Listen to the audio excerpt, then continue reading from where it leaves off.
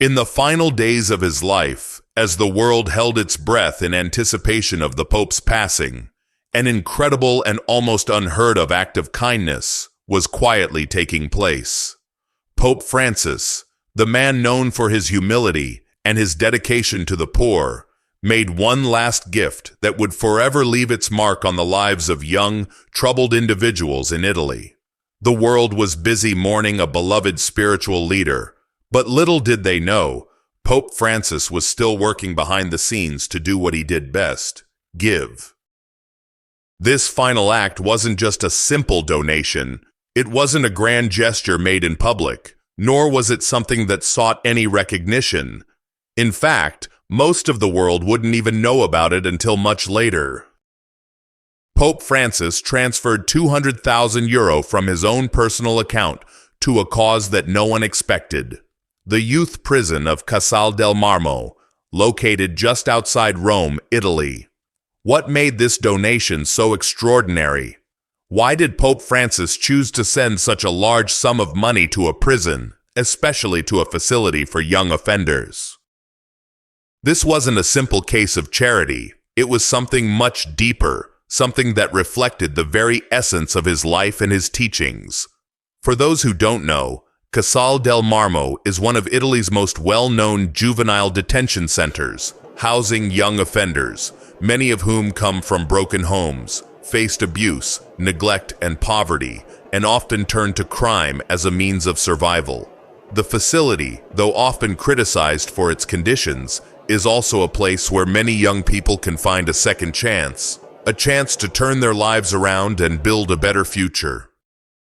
But how does €200,000 help a youth prison? How does money transform the lives of young people behind bars? To understand this, you have to look at the bigger picture, the principles that Pope Francis held dear throughout his papacy. Pope Francis was a champion of mercy, compassion, and forgiveness.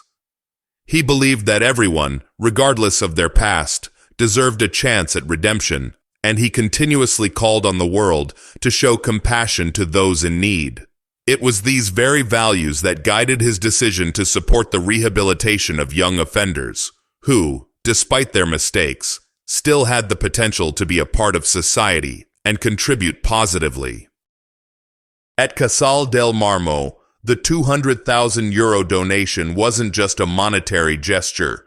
It was a sign of hope, a message that even those who had been cast aside by society could be cared for, loved, and given the tools to rebuild their lives. The money went directly toward programs that would help these young individuals learn new skills, get proper education, and receive therapy and counseling. Pope Francis wanted to provide these children with something he felt was crucial: dignity. He wanted to show them that they were not forgotten, that their lives still mattered. Pope Francis was no stranger to prisons. In fact, throughout his papacy, he visited prisons around the world, speaking to the incarcerated, offering words of comfort, and encouraging them to turn toward God, to seek redemption. He didn't see prisoners as the other. He saw them as people, each with their own struggles, flaws, and potential for growth. His compassion toward them went beyond words. His actions, such as this €200,000 donation, were a testament to the depth of his care. But it wasn't just the money itself that made this donation significant. It was the timing. Pope Francis was in the final stages of his life, fighting a battle with his own health, and yet his thoughts were still with those who had been left behind by society. It was a powerful message that even in the face of his own death, he continued to think about the welfare of others. He lived his whole life without attachment to wealth or luxury, and in his final days, he showed the world that giving is not just about what you have, but what you're willing to give away. What is especially poignant about this donation is the fact that it was made from his own personal account, not from the Vatican's coffers. This was not money set aside for the Church's operational needs or for any formal charitable institution.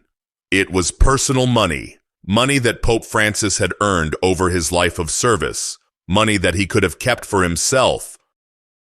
Yet, he chose to give it away, not in a grand ceremony or with great fanfare, but quietly, humbly, as he had lived his entire life. This act of kindness is just one of many that define Pope Francis's legacy. Throughout his papacy, he consistently reached out to the marginalized, the forgotten, and the neglected. His messages of mercy and forgiveness resonated with millions around the world, but perhaps nowhere was this message clearer than in his final act of charity. Pope Francis gave until the very end, not for recognition, but for the simple reason that it was the right thing to do. The €200,000 donation is a living example of Pope Francis's teachings. He always emphasized the importance of mercy, mercy that wasn't earned, but freely given. He believed in second chances, in forgiving those who had made mistakes, and in offering the possibility of change. This is the core of what he gave to Casal del Marmo's young residents. He didn't just give them money, he gave them the chance to rebuild their lives, to learn, and to grow. As Pope Francis approached the end of his life, it became clear that his mission wasn't just about teaching others to love and forgive. It was about showing love and forgiveness through action. And this donation was a perfect example of that. By supporting the rehabilitation programs at Casal del Marmo, Pope Francis showed the world that his commitment to mercy wasn't just words, it was a way of life. When the news of this donation was finally made public, it shocked many. Most people had no idea that Pope Francis had personally donated such a large sum of money. It was a well-kept secret, something that only a few of his closest associates knew about. But once the news spread, it touched the hearts of people all over the world. It reminded them that Pope Francis's love for humanity wasn't limited to grand gestures or public speeches. His love was quiet, personal, and deeply rooted in the core of his being. His final donation to Casal del Marmo is a reminder that real leadership isn't about wealth or power. It's about making a difference in the lives of those who need it the most. Pope Francis's last act of charity wasn't just a gesture of generosity. It was a message to the world that even in our darkest moments, we can still give. We can still show love. We can still be merciful. In the end, Pope Francis's life teaches us something powerful. It's not about what we accumulate, but what we give away. His final act of charity to Casal del Marmo is a legacy that will live on, not just in the Vatican, but in the hearts of everyone who believes in the power of second chances. It's a message that even in our last moments, we can make a difference. And Pope Francis did just that. One final act of kindness that would forever change the lives of young offenders in Italy, showing them that no matter what they had done, they too were worthy of love, compassion, and the chance to start anew. In the waning moments of Pope Francis's life, the world continued its usual hustle and bustle. The hum of the city outside the Vatican walls never ceased, and the bells of St. Peter's Basilica rang with their familiar rhythm. However, within the holy confines of the Apostolic Palace, things were different. As Pope Francis's health deteriorated, there was an air of quiet reverence that hung heavily in the rooms and corridors, a stillness only found in the presence of profound humanity. For years, Pope Francis had been a champion of the marginalized, the forgotten, and the oppressed.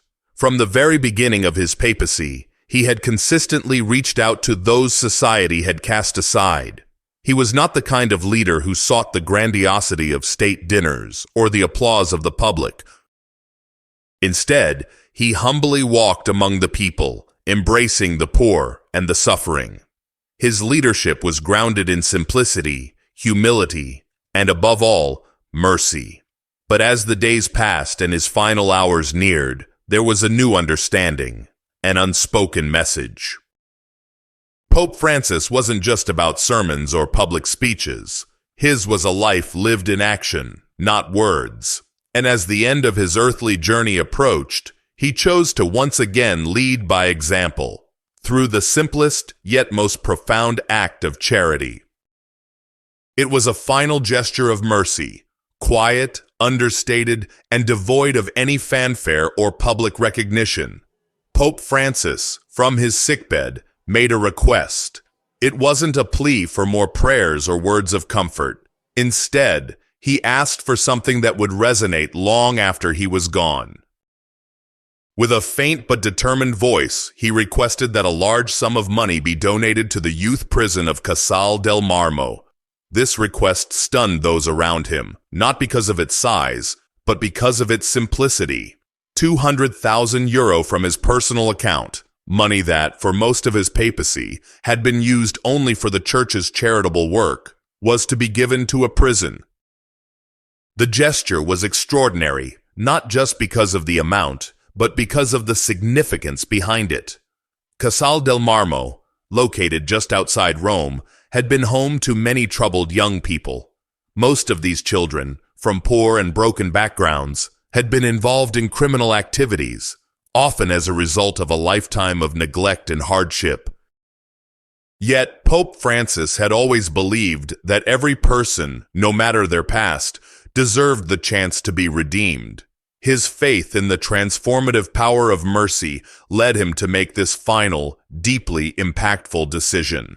The €200,000 was not simply a charitable donation. It was an investment in the lives of these young offenders, a way of offering them a new chance at life. The money would go toward improving conditions in the facility, providing education, therapy, job training, and most importantly, giving these young individuals the tools they needed to change the course of their lives. As word began to spread, it became clear that this was not just a financial gift. This was the Pope's message of hope, a final call for the world to understand that redemption was not just for the rich, the powerful, or the deserving. It was for everyone, even those who had stumbled along the way. Pope Francis's legacy wasn't only about building bridges between nations or addressing issues of global importance. It was about fostering a world where everyone, regardless of their circumstances, had access to mercy, compassion, and the opportunity for transformation. Why Casal del Marmo? Why a youth prison? It wasn't random. Pope Francis had a long-standing commitment to the rehabilitation of prisoners. He had visited prisons around the world, offering comfort, encouraging spiritual growth, and providing a sense of worth to those who had lost it. He believed that the Church's role was not only to preach forgiveness, but to live it, offering a path of reconciliation for those who had strayed from it. In his final days, he chose to live out this belief by making sure that the next generation of young offenders had the opportunity to be transformed by the very values he had spent his life preaching. Some may have questioned the decision. After all, why send money to a prison when there were so many other charitable needs? Why choose to focus on young offenders, many of whom had committed serious crimes? But Pope Francis didn't see these young people as criminals. He saw them as children of God, each with their own struggles, traumas, and potential for change. For him, the very act of giving this money was a sign of his unwavering belief in the transformative power of God's mercy. In his eyes, the donation wasn't just a financial act, it was an invitation for society to open its heart and recognize the humanity in those whom it had cast aside. This final act of mercy was a reflection of the love he had lived by throughout his papacy. Love that knew no boundaries, no conditions, no exceptions. It was love that saw beyond the mistakes and failures and into the soul of the person. It was love that understood that everyone deserved a second chance. And so, Pope Francis gave. He gave not because he had to, but because he wanted to remind the world that the path to redemption is not just for a select few, but for all who are willing to embrace it. This wasn't a symbolic gesture. It was a final testament to a life of selfless giving, a life that had always put others before himself. As the world watched, unaware of this last act, Pope Francis quietly made a final contribution to the future of young people who would never be able to thank him. The €200,000 didn't just improve the conditions at Casal del Marmo, it symbolized something far greater. It represented Pope Francis's undying belief that mercy and forgiveness are not just ideals to be preached, they are actions to be lived. He didn't wait for others to act, he acted himself, setting an example for the world to follow. As Pope Francis lay in his bed, knowing that his time on earth was drawing to a close, he had one last opportunity to give the world a message of hope, and to give these young people a chance to rebuild their lives. This wasn't just a financial donation. It was the legacy of a man who had devoted his entire life to serving the poor, the marginalized, and the forgotten. This was Pope Francis's final message. Love is not something you wait for, it's something you give. And in his final moments, he gave what he had always believed in: mercy, compassion, and the opportunity for redemption. It wasn't just a gift of money, it was a gift of hope. And it would be remembered as one of the most profound acts of charity in modern times. The act of charity that Pope Francis performed in his final days was not just a monetary gift, it became the catalyst for a global conversation.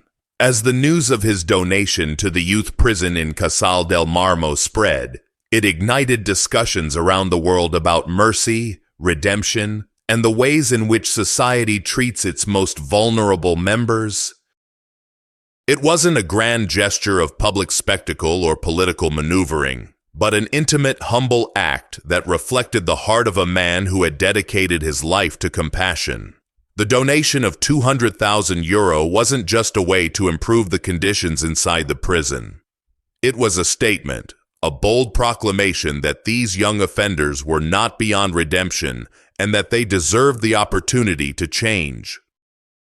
It was an acknowledgement that everyone, regardless of their past, has the potential to transform.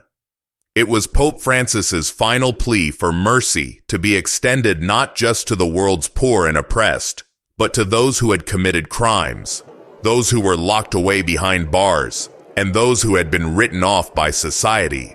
For the youth in Casal del Marmo, the donation was a lifeline.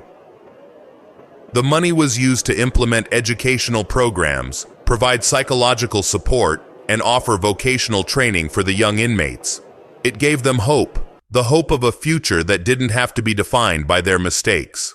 The Pope's gift allowed them to see that they were not forgotten, that they still had the potential to change, to rebuild, and to contribute meaningfully to society.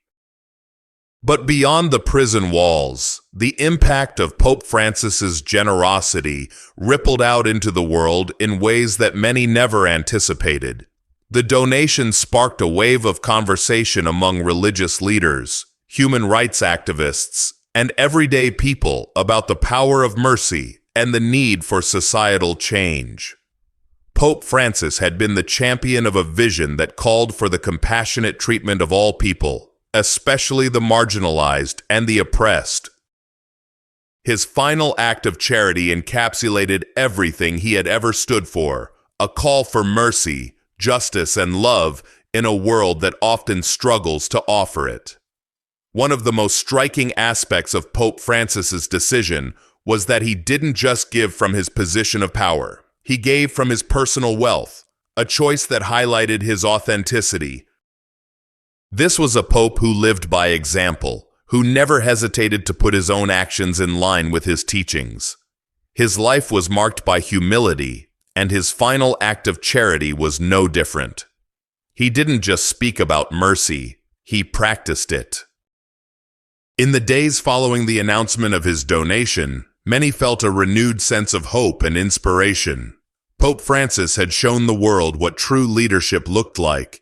It was not about titles, wealth, or the pomp of power. It was about humility, compassion, and a willingness to put others first. His final act reminded the world that the true measure of a leader is not found in how much they have, but in how much they are willing to give to those who have nothing. The act of giving didn't end with the donation. As Pope Francis's health continued to decline, people from all over the world began to reflect on the larger lesson his life had imparted. His legacy wasn't built on speeches or written works alone. It was rooted in the way he lived, the choices he made, and the example he set for others. He had always believed that to lead is to serve, and in his final days, he served humanity once again with grace and generosity. For those inside Casal del Marmo, the impact of Pope Francis's gift was not immediate. It took time for the programs to be set in motion, for the staff to begin implementing the changes, but the significance of the gesture could be felt immediately. It was a profound moment of acknowledgement for the young people who had often felt forgotten by society, who had been labeled as criminals and cast aside. Pope Francis's donation reminded them that they were seen, that they had value, and that they had the potential to change their futures. One of the first young inmates to take part in the new educational programs described the experience as life-changing. "When I came here, I thought my life was over," he said. "But this is different. This is a chance to turn things around, to have hope again." His words resonated with many, reflecting the deep sense of gratitude and renewed purpose that Pope Francis had instilled in those he reached out to, even in his final moments. The Pope's gesture also ignited conversations about prison reform and the treatment of incarcerated individuals. Human rights activists pointed to the donation as a significant step toward recognizing the humanity of those in prison, especially young people. They called for more compassionate approaches to justice, ones that focused on rehabilitation rather than punishment. Pope Francis's donation served as a powerful reminder that society's response to crime should not only be punitive, but also restorative, focused on healing and reintegration rather than exclusion and condemnation. In the aftermath of the donation, Catholic organizations and other religious groups around the world began to take inspiration from Pope Francis's example. Many organized fundraising efforts to support prisons and rehabilitation programs for incarcerated youth. Some focused on providing educational opportunities, while others worked to offer mental health services and job training. Pope Francis had led the way by putting his personal resources toward a cause that had been largely overlooked by many. But it wasn't just religious leaders and activists who took notice of the Pope's final act. Everyday people from all walks of life were moved by the simple yet profound gesture of mercy. Social media platforms were flooded with messages of support, with individuals sharing stories of their own experiences with mercy and redemption. Many expressed a desire to follow in the Pope's footsteps by giving back to their communities and supporting organizations that focused on helping the marginalized and the forgotten.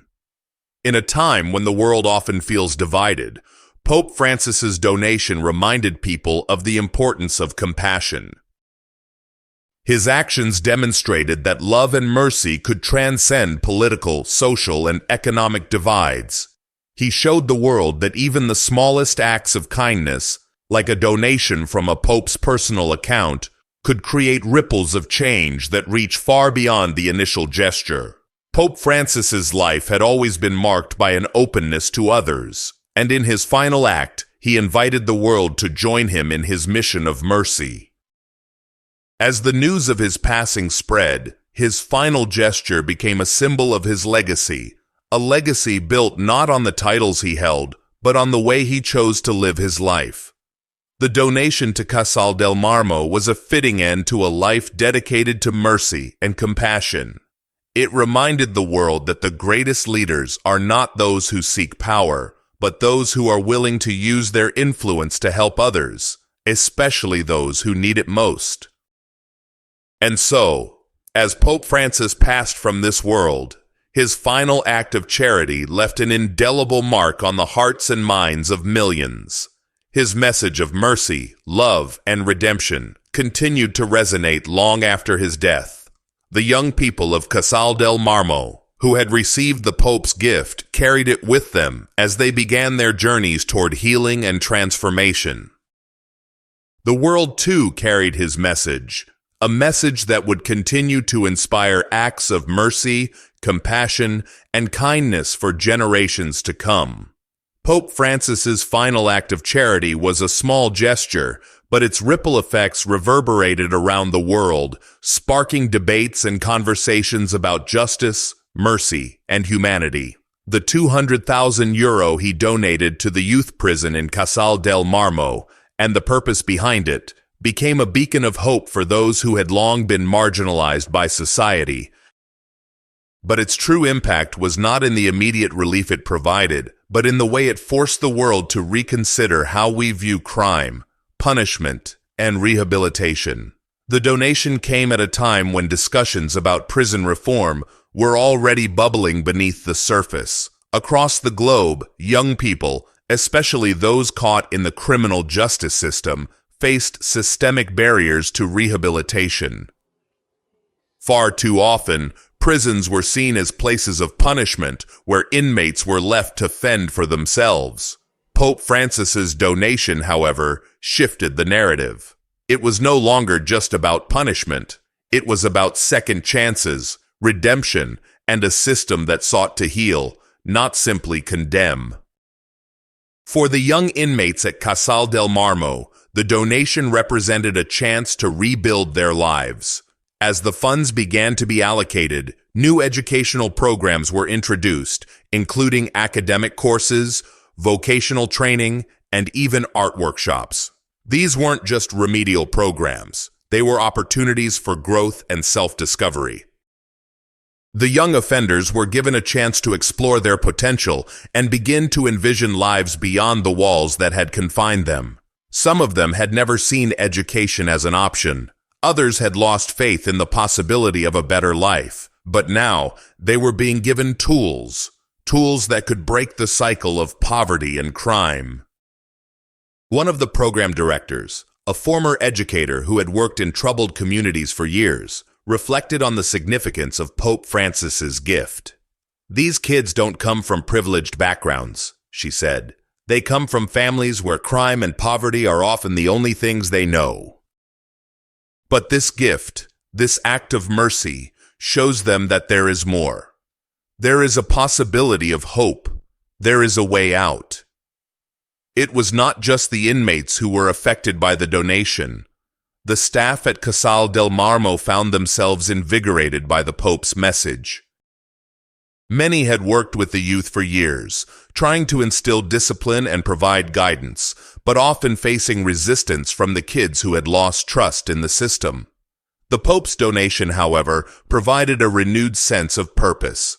The staff saw that they were part of a greater mission, one that focused on love, understanding, and growth. They were not just administering rules, they were mentors, guides, and in many ways, healers. Pope Francis's final act served as a stark contrast to the way many governments treated incarcerated individuals, especially young offenders. Instead of treating them as expendable, he saw them as human beings in need of compassion and rehabilitation. His gesture was a reminder that the Church's role wasn't just to preach from pulpits, but to actively work in the world, striving for justice in practical ways. The Vatican, under his leadership, had already established programs focused on poverty alleviation, refugee support, and promoting peace. This final donation was a culmination of those values, a concrete demonstration of mercy. But Pope Francis's donation did more than just impact the inmates and staff at Casal del Marmo. It sparked a broader conversation across the world about how justice systems should treat young offenders. Many organizations, human rights groups, and social justice advocates began to rally behind the Pope's example, calling for reforms that focused more on rehabilitation than punishment. Discussions about restorative justice, an approach that seeks to repair the harm caused by criminal behavior through dialogue and reconciliation, took center stage.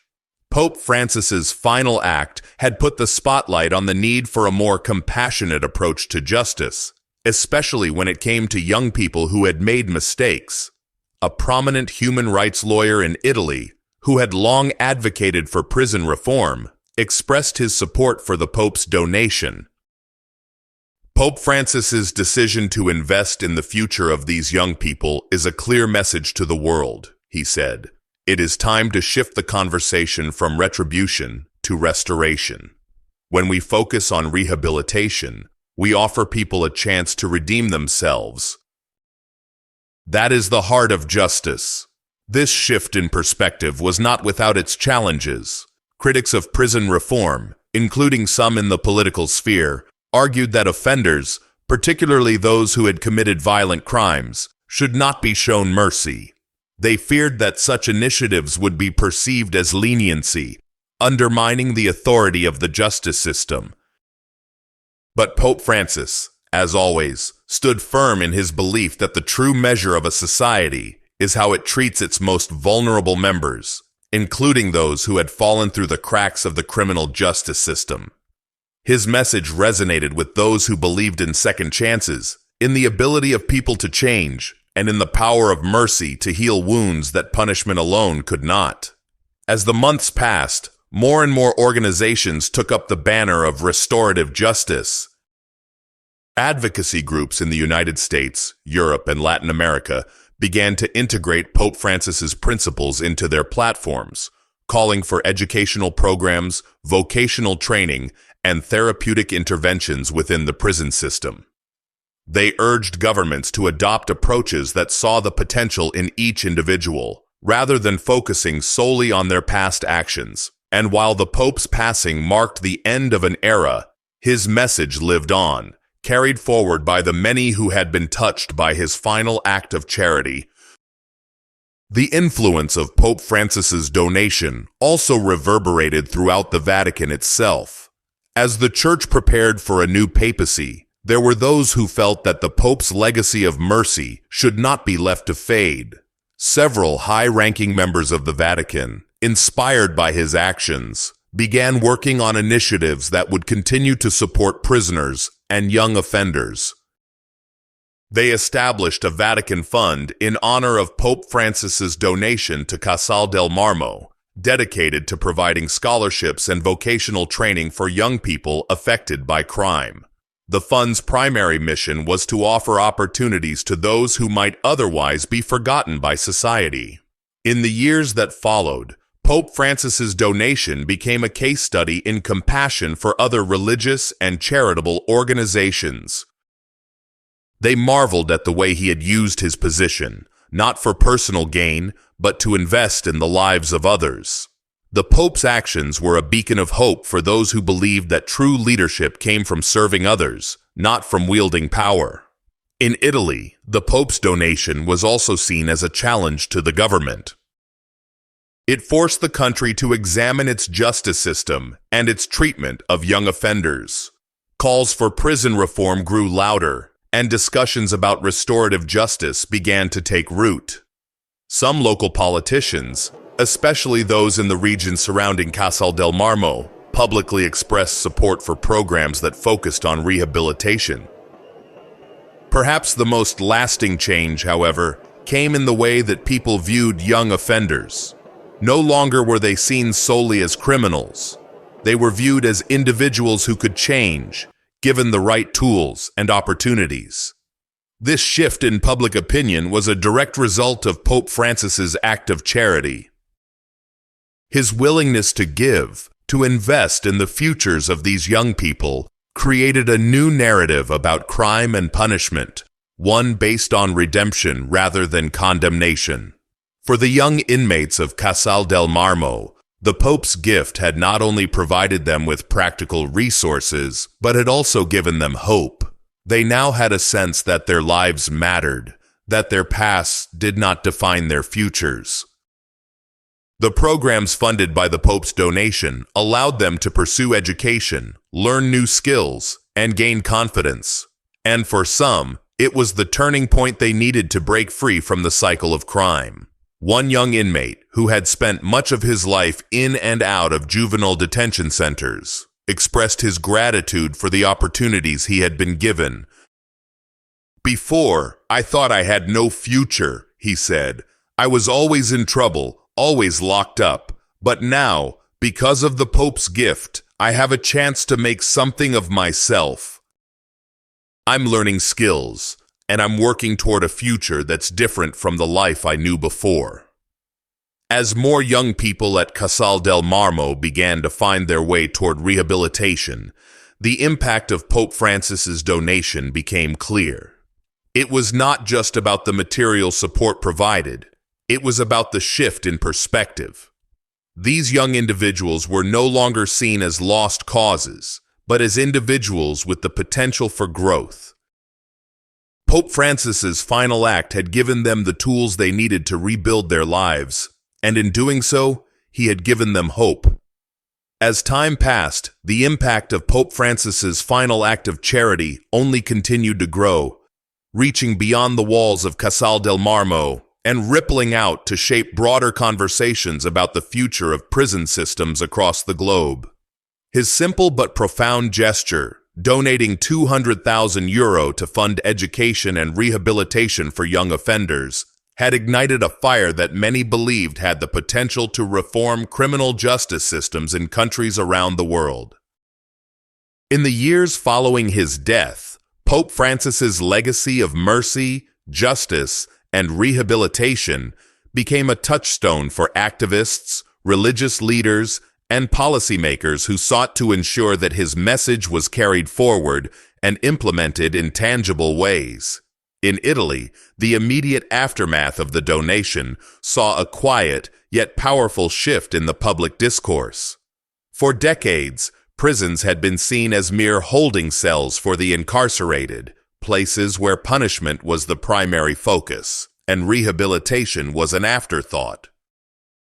But with Pope Francis's donation to Casal del Marmo, the conversation was transformed. Suddenly, the focus was on redemption, second chances, and the potential for young people to reintegrate into society and contribute positively. What had once been a distant concept, restorative justice, was now being discussed at the highest levels of government, with public figures and experts calling for reforms that would prioritize rehabilitation over retribution. One of the key leaders in the reform movement was Andrea Costa, an outspoken advocate for prison reform and a former member of Italy's parliament. Costa had spent years working on policies aimed at improving the treatment of prisoners, especially minors. He saw Pope Francis's donation as a turning point, a moment that could inspire the political will to push for real, systemic change. Costa traveled to Casal del Marmo to see firsthand how the funds were being used, meeting with the young inmates, the staff, and the program directors who had been tasked with implementing the new educational initiatives. He came away profoundly moved by what he had witnessed. "I've worked in this field for years, and I've never seen anything like this," Costa remarked in a televised interview. The Pope's gift wasn't just a donation, it was a call to action. It was an example of what true leadership looks like, leadership that sees people not as criminals, but as human beings who deserve dignity and a chance to change. The programs here are changing lives, and that's what we need to focus on in our justice system. The Pope's donation not only transformed the lives of those at Casal del Marmo, but also reinvigorated the prison reform movement across Italy. Politicians who had long been hesitant to support rehabilitation-focused policies began to change their tune, and new legislative measures were introduced to ensure that young offenders were given the resources and opportunities they needed to rehabilitate. Programs that focused on education, vocational training, and mental health support were prioritized, while punitive measures that focused solely on punishment were gradually phased out. But the ripple effect of Pope Francis's donation extended far beyond Italy. Human rights organizations around the world took note of the powerful message that the Pope had sent with his final act of charity. In the United States, where discussions about prison reform had been ongoing for years, Pope Francis's example became a rallying cry for those who believed in the need for restorative justice. Advocacy groups such as the Equal Justice Initiative and the Vera Institute of Justice pointed to the Pope's donation as a model for how the criminal justice system should approach young offenders. We often talk about rehabilitation, but it's not until we see examples like this that we realize the true impact of such an approach, said Brian Stevenson, founder of the Equal Justice Initiative. The Pope's gift isn't just about the money. It's about the recognition of human dignity. It's about seeing these young people as deserving of a chance at redemption, rather than being condemned to a lifetime of punishment. Stevenson and other leaders in the criminal justice reform movement pointed out that Pope Francis's approach aligned with their own vision for prison reform, one that emphasized rehabilitation, education, and second chances. His donation was an embodiment of the principle that every person, no matter their past, has the potential to change and contribute positively to society. Pope Francis's message resonated with those working tirelessly to reform a system that, in many parts of the world, treated prisoners as less than human. The Vatican's response to Pope Francis's donation also played a crucial role in keeping his legacy alive. Shortly after his death, the Vatican established the Francis Fund for Prison Reform, an initiative that would continue to support rehabilitation programs in prisons worldwide. The fund was established to honor the Pope's commitment to helping the marginalized and those in need of mercy. The Vatican allocated a portion of its own resources to continue supporting youth-focused initiatives in prisons, ensuring that the Pope's legacy of compassion would continue long after his passing. The impact of Pope Francis's donation also transcended religious boundaries. His example inspired people from all walks of life, both religious and secular, to reimagine what justice could look like in the modern world. In many ways, Pope Francis had shown the world that mercy was not a weakness, but a strength. His decision to donate a significant sum of his personal money to support rehabilitation efforts was a testament to his unwavering belief in the power of compassion and the ability of individuals to change. As the years passed, the programs funded by Pope Francis's donation continued to evolve, and the Vatican's focus on restorative justice began to inspire other religious leaders to take similar actions. Cardinal Jean-Claude Hollerich, the Archbishop of Luxembourg and President of the Commission of the Bishops' Conferences of the European Union, echoed the Pope's message in a series of speeches throughout Europe. Pope Francis showed us that justice is not about vengeance, he said.